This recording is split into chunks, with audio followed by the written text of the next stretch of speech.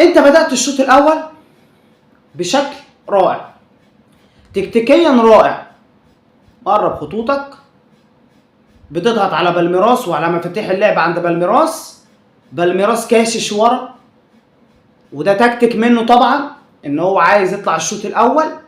اكيد المدير الفني اتفرج على النادي الاهلي وشاف ان النادي الاهلي بيجي الشوط الثاني المعدل البدني بينهار، النادي الاهلي بيحاول يموت الماتش، عمال يباصي كذا كوره لبعض كده، اللعيبه تباصي لبعض، بحيث ان انا اوصل رساله لبالميراس ان انا مش خايف منك وان انا جاي النهارده افوز عليك.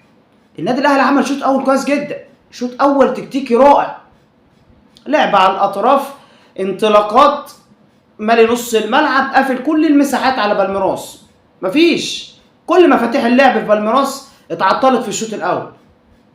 النادي الاهلي بيجاري بالميراس، انا قلت النادي الاهلي بيوفر اللياقه البدنيه للشوط الثاني، قلت النادي الاهلي اكيد هيكون ليه شكل تاني في الشوط الثاني، وفاجئ بان النادي الاهلي منهار بدنيا الشوط الثاني. النادي الاهلي ما استعدش كويس لكاس العالم للانديه، للاسف مدير فني متاخر، الاعداد البدني والنفسي للعيبه صفر. مفيش فريق يا جماعه يوصل لابعد الحدود كده ويلعب شوط واحد.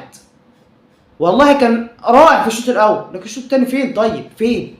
انت بتلعب في المستوى العالمي ده، انا اسف، ينفع في مستوى دوري ابطال افريقيا، في مستوى الدوري المصري، في مستوى كاس مصر، لكن ان انت تروح كاس العالم للانديه وتلعب شوط، ده ايه هو ده؟ ملوش علاقه بكره القدم، ملوش علاقه بالبطولات العالميه.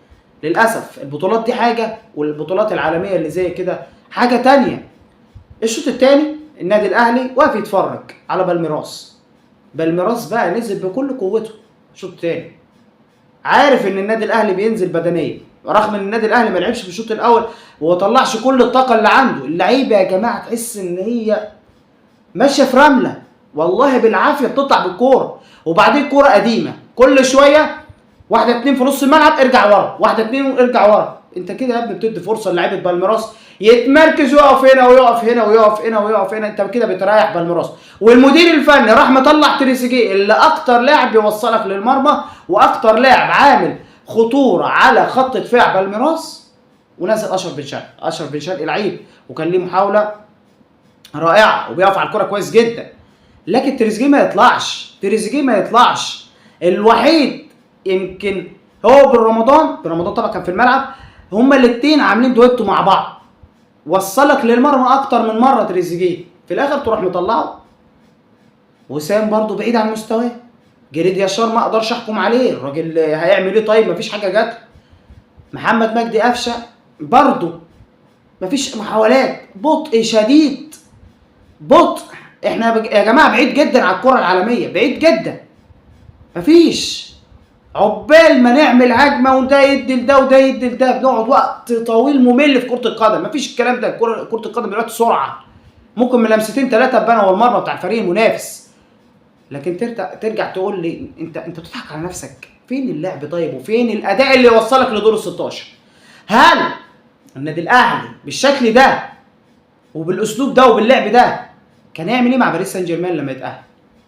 البي اس جي مش كانش هيهزر مع النادي الاهلي، للاسف كانت هتبقى نتيجه كارثيه. فربنا بيعمل الصالح بدل الفضايح، والنتائج الكارثيه دي نخرج افضل. احنا بعيد تماما عن الكره العالميه، الكره الافريقيه العربيه المحليه حاجه، وكره القدم العالميه حاجه تانية. النادي الاهلي نايم شوط تاني 85 دقيقه او كام يا جماعه، 96 دقيقه بالست دقايق، شوطين على المرمى. انهي فريق راح يلعب كاس العالم؟ حدثت بقى على اخطاء بتاع الهدفين. انت يا وسام طالع يا اشرف يا داري بتعمل ايه؟ سيبه، هو وصل الكره الاول راح دخل عليه بقى لبخه وخلاه ما عرفش هو لعب الكره فين، جت في المرمى. الهدف الثاني عبقريه غير عاديه من لاعب بالميراس، الراجل الكل اتوقع يدي السرور ناحيه اليمين، يفاجئ كل خط الدفاع واحنا ان اللاعب غير فكره في لحظه ولعب الكره اللي راح على المرمى، ما لعبهاش على الطرف، لعبها في العمق، انفراد من نص الملعب. والاخ محمد هاني بدل ما بيعمل التاكلينج على الارض وينغز الكره كده بلغه الكره، يلعب الكره من قدام الراجل، بيعمل تاكلينج فوق في الهواء، هوائي، الراجل سوبرمان. طب انت هتجيبها ازاي؟ مستحيل. تاكلينج ملوش علاقه بكره القدم، ملوش علاقه، تاليف، بيالف كره قدم. محدش علمه في الناشئين ان انا لازم على الارض وانغز الكره او العب الكره من قدام المهاجم، لا، بيعمل تاكلينج هوائي، انفراد، هدف. المباراه توقفت بسبب العاصفه، رجعنا بعد العاصفه. على فكره ده ربنا رحيم بينا، ان العاصفه دي لو استمر بالميراس مفيش عاصفه كان ممكن بالميراس يعمل حفله اهداف. رجعنا زي ده، احنا رجعنا للأسوأ، لا اداء، لا شكل في الملعب، لا تكتيك، كله لعب في نص الملعب. وفي يا جماعه ميس باص ما يقولكش او ما يؤكدش ان دول لعيبه الاهلي، يجننك، دول لعيبه الاهلي، دول بساط لعيبه الاهلي اللي بمليارات. مستحيل، مستحيل تكون دي لعيبه الاهلي. كميه ميس باص لابتدائي كره قدم لناس لسه بتلعب في الناشئين ممكن ما تغلطش فيها، ويدوا الكره لبالميراس. تريزيجيه ما يخرجش. للاسف النادي الاهلي يقترب من الخروج من كاس العالم في حاله تعادل بالميراس وانتر ميامي. الاهلي يخرج رسميا من المونديال. هنشوف خلال الفتره القادمه هزيمه للنسيان امام بالميراس البرازيلي.